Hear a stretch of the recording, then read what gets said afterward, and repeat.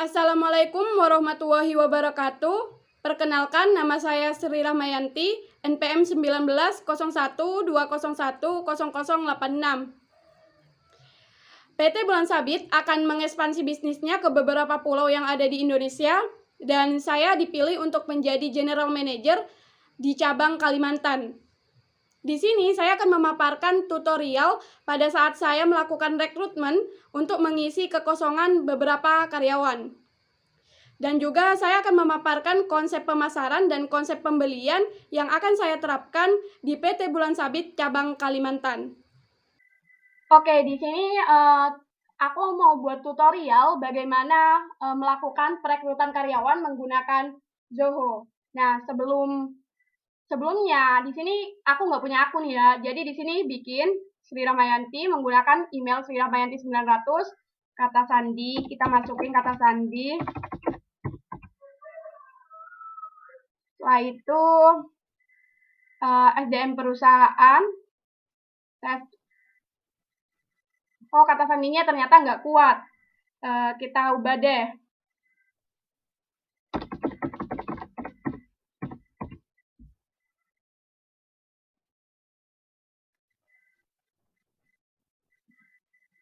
Terus kita daftar.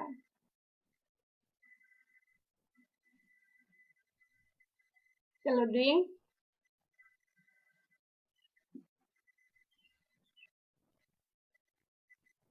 Oke, kita memasukkan di sini nama perusahaan kita. Aku sebagai PT General Manager PT Bulan Sabit. Jadi masukin nama perusahaannya PT Bulan Sabit. PT Bulan Sabit. Terus nomornya juga masukin, nomor teleponku. Website dari PT Bulan Sabit.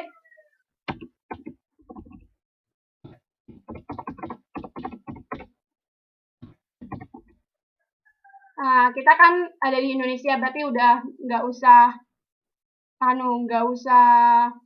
udah benar itu.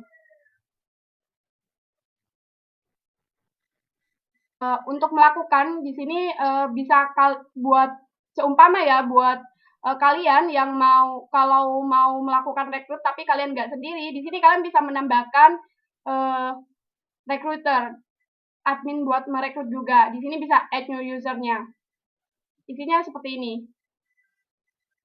Nah, di sini namanya, nama depan, nama belakangnya, emailnya, dan juga peranan dia sebagai apa. Nah, karena di sini saya mau rekrut sendiri, jadi saya tidak mengisinya. Selanjutnya, kita akan melakukan job opening. Jadi di sini kita klik yang tambahan ini, klik, terus job opening.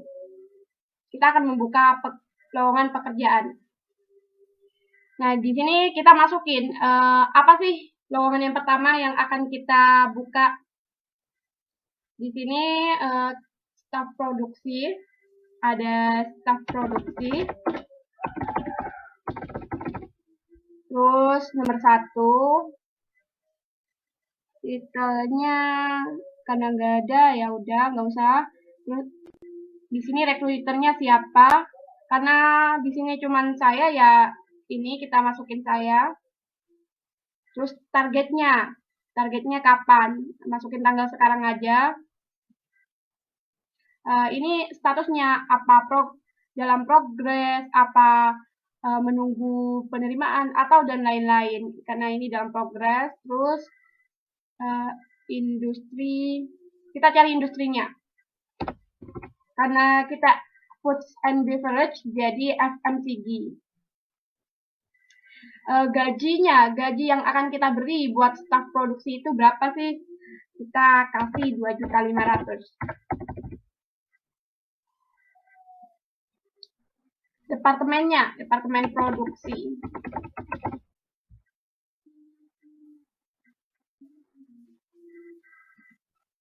Kita buat departemen baru karena di situ nggak ada departemen produksi, jadi buat hiring manajernya saya tetap. Job opening tanggal ini. Tipe pekerjaan di sini ada beberapa kayak full time, apa part time. Karena ini pekerjaan full time ya, karena perusahaan baru jadi full time. Terus work experience, di sini saya tidak menentukan mereka mau punya pengalaman atau enggak. Fresh graduate juga boleh, bukan sembarang sih. Di sini kita tidak selalu nyari yang berpengalaman kok. Di sini skill set karena nggak ada ya, jadi non aja.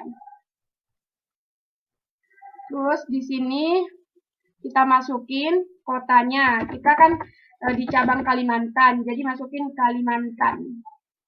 Kalimantan. Terus country-nya Indonesia. Indonesia.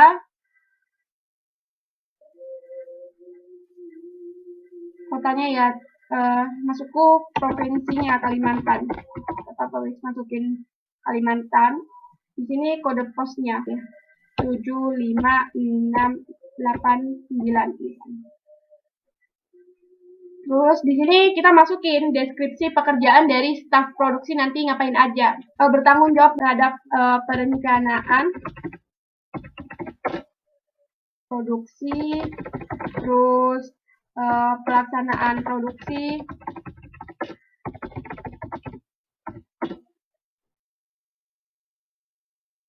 kualitas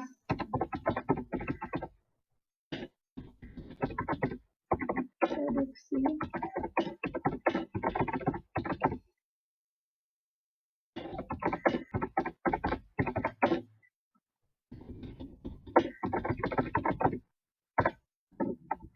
terus ini kan deskripsi pekerjaan, di sini ada benefit dan juga requirement, itu persyaratannya.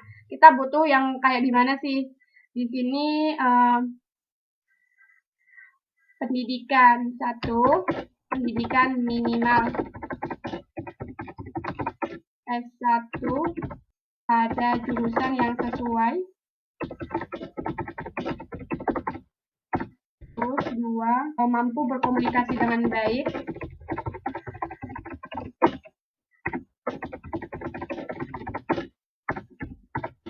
3,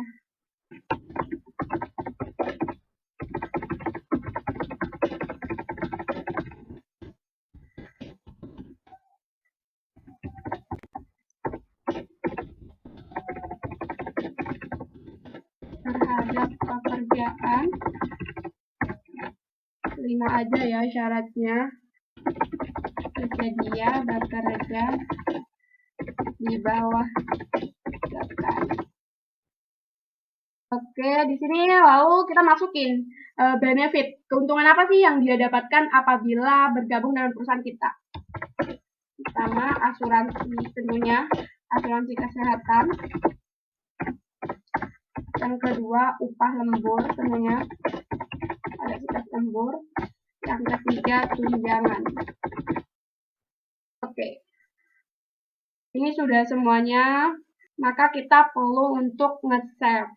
Save.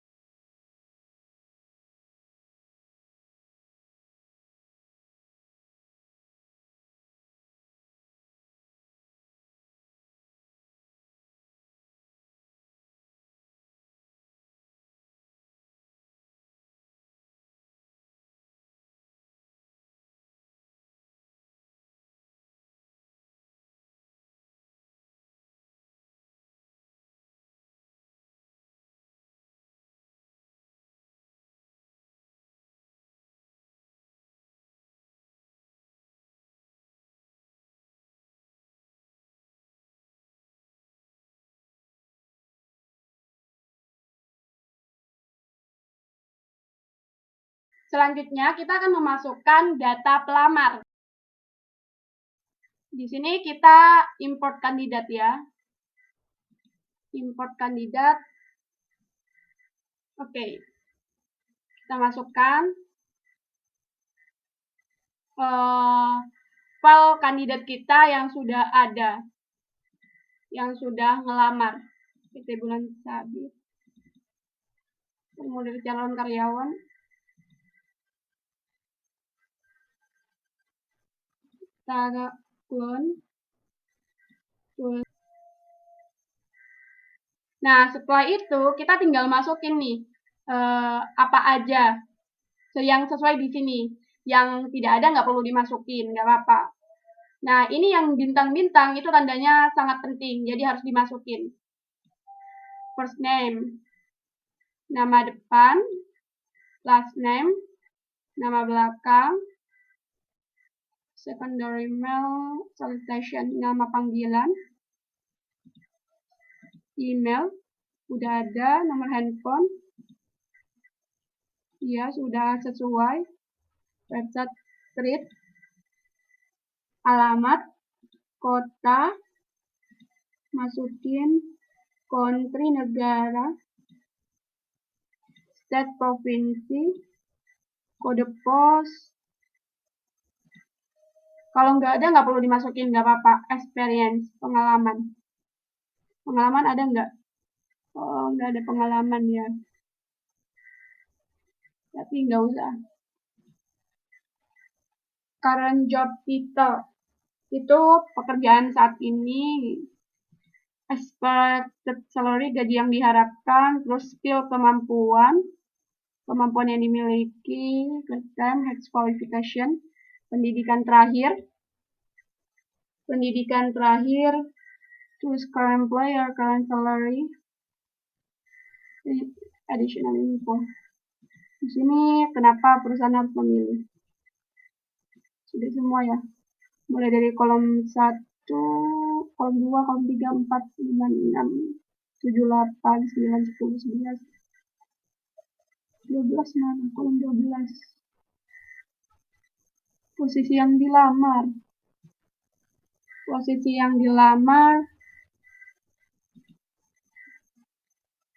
Ini kan. Posisi yang dilamar. Sudah semuanya. Di sini kalau ada juga masukin. Kita next. Kita import.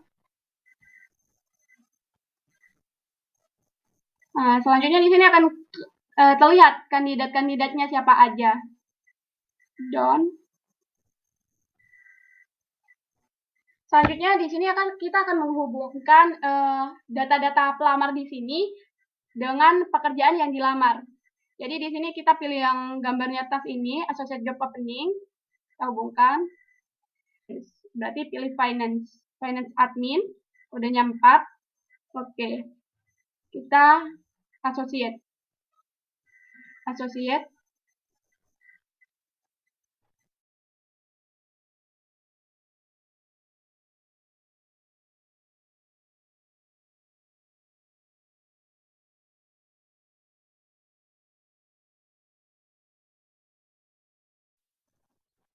Selanjutnya kita akan melihat data pelamar dan akan memberikan review pada mereka. Jadi di sini kita akan melakukan review. Kita bisa klik yang gambarnya teropong.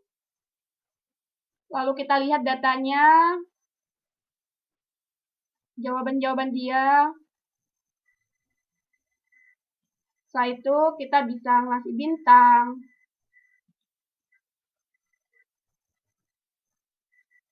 Ngasih review di sini. Di sini juga ada infonya mengenai dia.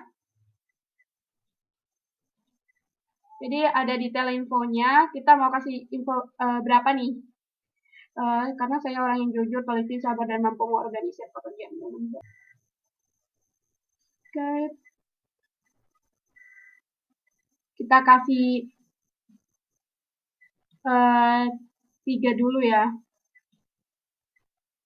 3, terus kita kasih komen S1 manajemen keuangan.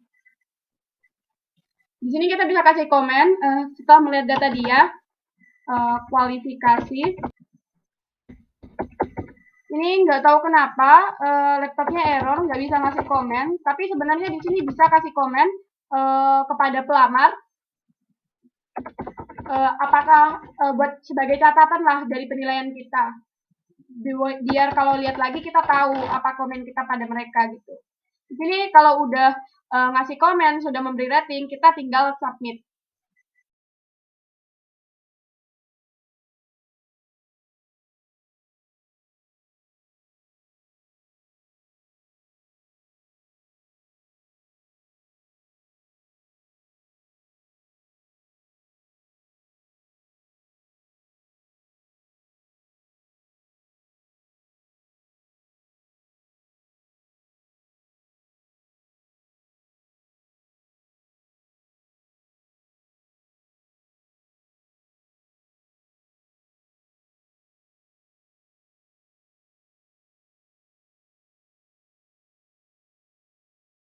Oke, selanjutnya kita akan masuk ke tahap interview setelah melakukan rating interview. Tapi kita lanjut ke interview. Kita di sini klik create interview, lalu schedule. Jadi kita menentukan jadwal interview.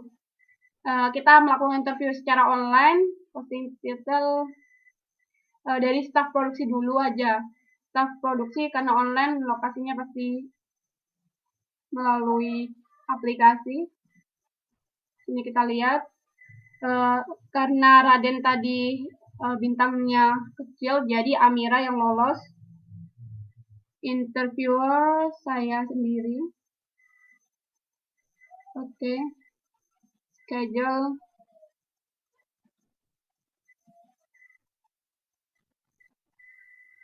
Screening interview.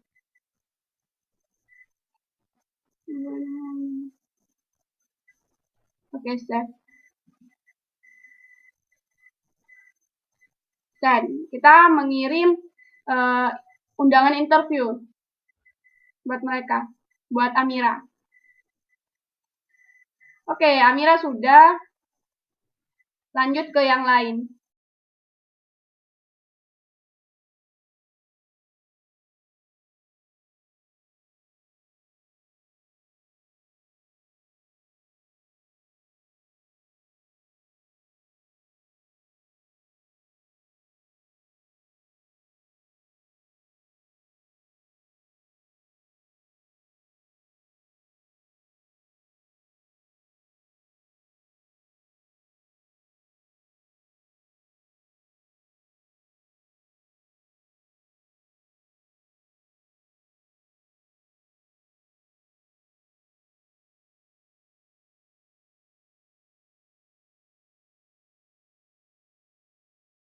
Di sini udah ada yang diinterview ya. Kita klik quick view buat dilihat, buat ngasih penilaian juga.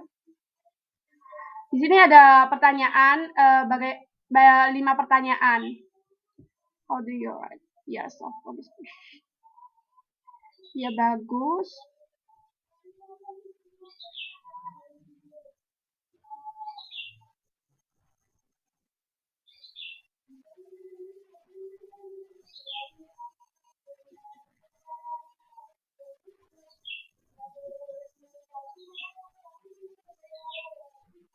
Ini juga bagus ininya. Overall recommendation. Ya, di sini kita masukin di overall recommendation itu apakah kita akan menerimanya, apakah tidak komennya.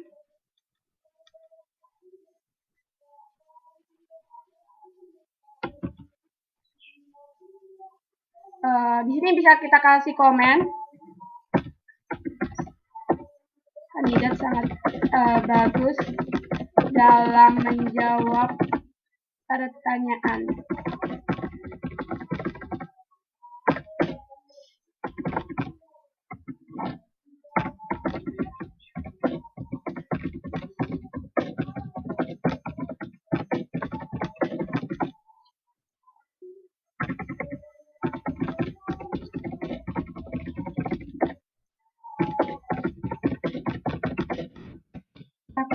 dalam bertanya.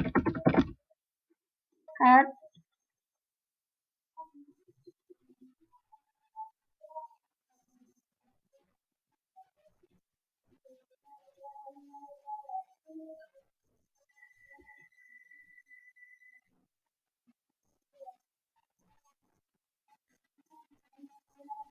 Oke, kita sudah menerima Mona. Kita pindah ke kandidat yang lain.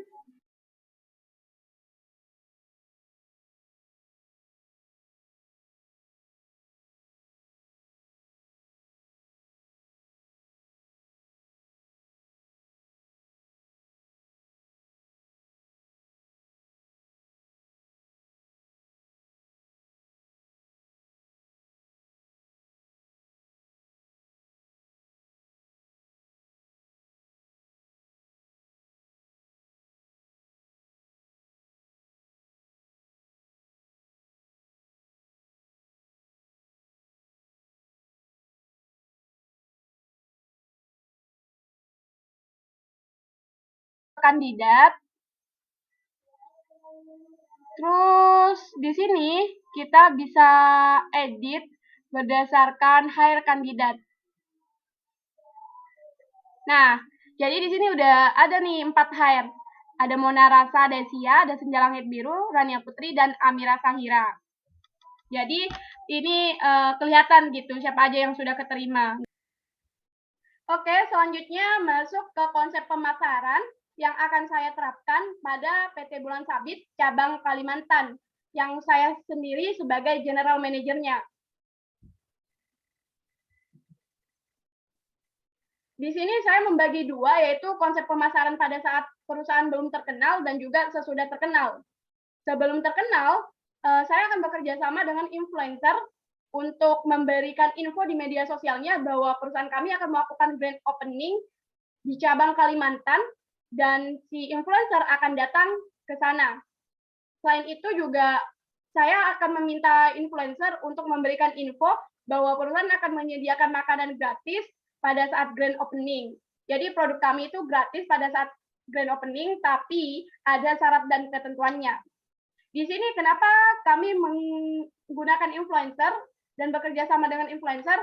Karena perusahaan kami kan baru buka cabang, jadi pastinya belum ada yang tahu lah di Kalimantan. Mungkin ada beberapa yang belum tahu, dan mungkin juga ada yang sudah tahu sih.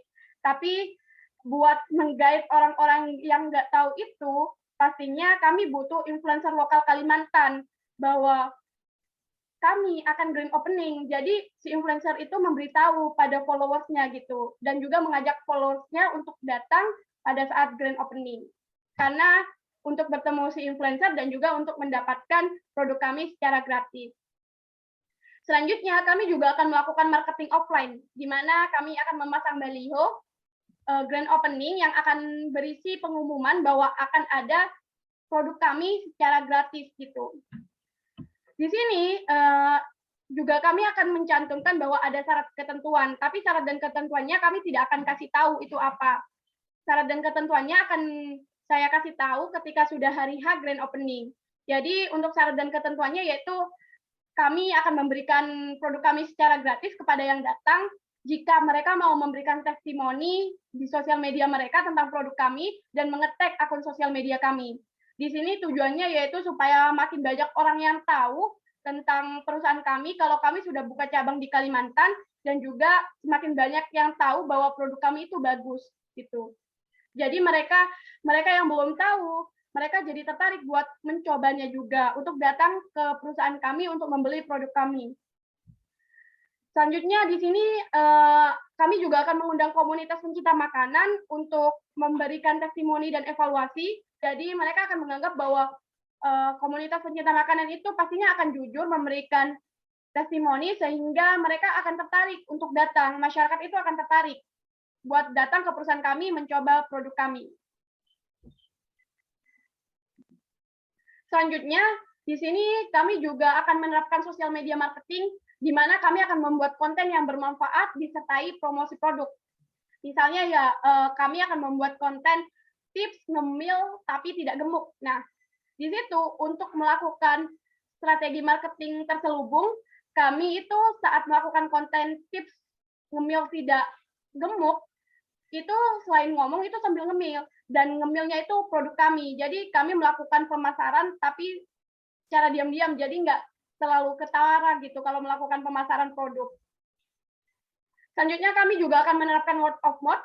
Untuk melakukan ini, kami akan memberikan kupon kepada pelanggan yang datang pada grand opening, di mana kupon nanti itu berisi nomor untuk dibagikan ke calon customer baru. Jadi nantinya selain di sini nomornya itu berisi nomor identitas dari para pelanggan yang datang. Jadi setiap pelanggan nomor identitasnya beda, dan nanti kupon itu akan dibagikan banyak supaya mereka bisa membagi ke tetangga mereka, bisa membagi ke teman-teman mereka. Untuk apa? Untuk mereka supaya untuk pelanggan-pelanggan yang belum datang bisa datang ke perusahaan kami, bisa mencoba produk kami. Dan kupon itu juga nantinya ada diskon lah buat mereka yang menggunakan kupon tersebut. Dan buat mereka yang paling banyak mengajak orang datang ke perusahaan kami, mereka akan mendapatkan hadiah setiap bulannya. Jadi orang yang terbanyak, satu orang pemenang akan mendapatkan hadiah gitu. Mereka yang paling banyak mengajak orang gitu. Hadiahnya bisa makan gratis produk perusahaan, dan juga disertai hadiah lainnya yang menarik tentunya. Untuk konsep pemasaran setelah perusahaan terkenal, kami di sini mengubah konsep pemasarannya yang tadinya 5 menjadi hanya 2 saja. Kenapa? Karena menurut kami perusahaan kami setelah melakukan banyak konsep pemasaran tadi, perusahaan kami sudah cukup terkenal gitu, sudah banyak yang tahu perusahaan kami. Jadi untuk mengefisiensi biaya marketing, kami mengubahnya menjadi 2, yaitu di mana kami tetap menggunakan sosial media marketing. Kami akan mengupgrade konten untuk terus ikut tren supaya sosial media marketing yang kami lakukan itu tetap terlihat menarik dan tidak ketinggalan zaman. Selanjutnya kami akan melakukan word of mouth, di mana tetap menggunakan kupon pada setiap pelanggan yang datang melakukan membeli produk, supaya mereka bisa membagi kupon tersebut kepada tetangga, kepada teman-temannya yang belum datang ke perusahaan kami. Dan di sini bedanya dengan yang kemarin, yaitu kan setiap bulan makan dan hadiahnya sudah menentu buat yang sebelum terkenal. Nah, pada saat perusahaan sudah terkenal, di sini hadiahnya tentunya berubah-ubah. Bisa saja kan hadiahnya bulan ini makan gratis dengan HP. Nah, bisa aja bulan depan makan gratis dengan laptop hadiahnya. Jadi supaya ini makin menarik buat customer, supaya mengajak teman-temannya dan kolega-koleganya untuk membeli produk kami, supaya mereka bisa menjadi pemenang dari tantangan ini. Selanjutnya, siklus pembelian yang akan saya terapkan pada PT Bulan Sabit di cabang Kalimantan. Yang pertama, tentunya bagian gudang akan selalu melakukan recheck, bagian gudang pastinya akan selalu mengecek ketersediaan bahan baku. Nah, apabila ternyata bahan baku tidak tersedia, maksudnya tinggal sedikit, nah bagian gudang nantinya akan membuat surat permintaan pembelian yang akan dirangkap 2, di mana yang satu untuk disimpan sebagai arsip, yang satunya mereka setor ke bagian pembelian. Lalu untuk step kedua, bagian pembelian akan membuat surat daftar pembelian 3 rangkap, yang satu untuk arsip bagian pembelian sendiri, yang satu untuk dikirim ke bagian keuangan, dan satu untuk diserahkan ke general manager atau ke pimpinan. Untuk step 3, nantinya setelah disetujui oleh pimpinan dan bagian keuangan akan menyerahkan DP untuk dilakukan pemesanan oleh bagian pembelian. Step 4, bagian pembelian akan melakukan pemesanan barang dan menyerahkan uang DP-nya ke supplier. Untuk step 5, supplier nantinya akan memberikan faktur dan barang yang sudah dibeli kepada bagian pembelian. Untuk step 6, fakturnya nanti itu akan dirangkap 3. Jadi yang satu buat disimpan sendiri sebagai arsip, satunya diserahkan ke bagian keuangan, dan satunya diserahkan ke bagian gudang beserta produk yang sudah dikasih supplier tadi di step 5. Di step 7, nantinya bagian keuangan akan menyerahkan uang sisa untuk pembayaran produk. Jadi tadinya udah dapat faktur, waktunya buat bagian keuangan memberi uang sisa pembayaran. Untuk step terakhir, yaitu step 8, bagian pembelian akan memberikan pembayaran sisa kepada supplier. Oke, ternyata ini PPT terakhir. Saya akhiri sampai di sini. Semoga kita bisa bertemu di lain waktu. Apabila ada salah kata atau salah penyampaian, saya mohon maaf. Wassalamualaikum warahmatullahi wabarakatuh.